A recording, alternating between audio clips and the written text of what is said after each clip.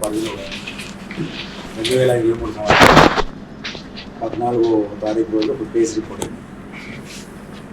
అది కొండగట్టు దగ్గర unknown dead body ఉన్నది. దాని మీద ఏంటంటే 174 కేసు రిజిస్టర్.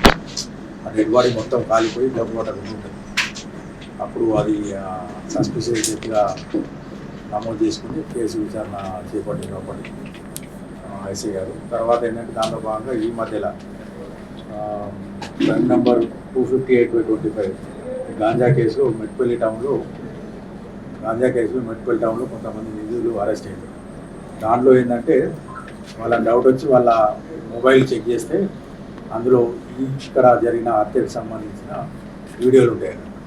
దాంట్లో ఏంటంటే దాని ప్రకారం మొత్తం 6 నిందితులు కలిపి అతన్ని చంపినట్టు తెలిసింది. ఇప్పుడు ప్రజెంట్ ఇప్పుడు మన ముందర ప్రొడ్యూస్ చేసిన సింగం సంధ్య, ఈమె A1 అంటే మృతుడి భార్య అన్నాడు.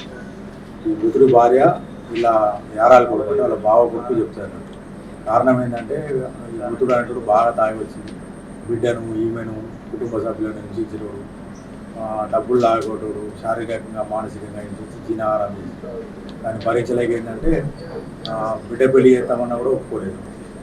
తర్వాత ఈయనకు 10,000 రూపాయలు ఇస్తే బిడ్డ పెళ్లి ఒప్పుకున్నాక కూడా మళ్ళీ బిడ్డ పెళ్లి అయినాక కూడా అక్కడికి వెళ్ళి అల్లుతుడు కూడా వాడు వీళ్ళందరినీ చిత్రహింసలు పెట్టడం చేస్తుంటే వాళ్ళు ఏమన్నారంటే వీటిని ఎట్లయినా తీసేస్తేనే మనం సంతోషంగా ఉంటామని చెప్పేసి వాళ్ళ బావ కొడుకు గ్రాహితు దీనిలో ఏటు సింగం గ్రాహితుకు చెప్పి ఒక 40,000 రూపాయలు ఇస్తాము, ఇది చంపేయమని చెప్పి సుపారీ ఇస్తారు. దాంట్లో భాగంగా ఏంటంటే గ్రాహితు అంటాడు వాళ్ళ ఫ్రెండ్స్ అబ్దుల్ అఫ్సరు, చెన్నా నిఖిల్ వీళ్ళందరినీ కూడా మెట్పల్లి వీళ్ళ సాయంతో మళ్ళీ ఈ భవన్ అంటాడు bike theft operator present Chenchal కూడా జైల్లో వీళ్ళు మరియు ఉన్న సంధ్య మరియు వీళ్ళ యారాలు మమత, సింగ మమత వీళ్ళందరూ కారు మాట్లాడుకొని ఇక్కడికి వస్తున్నారు.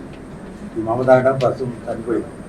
ఈ మన A3 మన మర్డర్ కేసులో చంపేస్తారు గతంలో. ప్రజెంట్ అప్పుడు వచ్చేసి ఏంటంటే అతన్ని తాగిచ్చేసి బాగా తాడుతోటి వైర్ తోటి ఊరేసి మొత్తం టీవీ దాని గ్లాస్ తోటి బాగా ఒడ్డు పోసి అవన్నీ వీడియో తీసుకొని కాలబెట్టేసి గుర్తుపట్ట కూడా కాలబెట్టేసి వెళ్ళిపోయింది.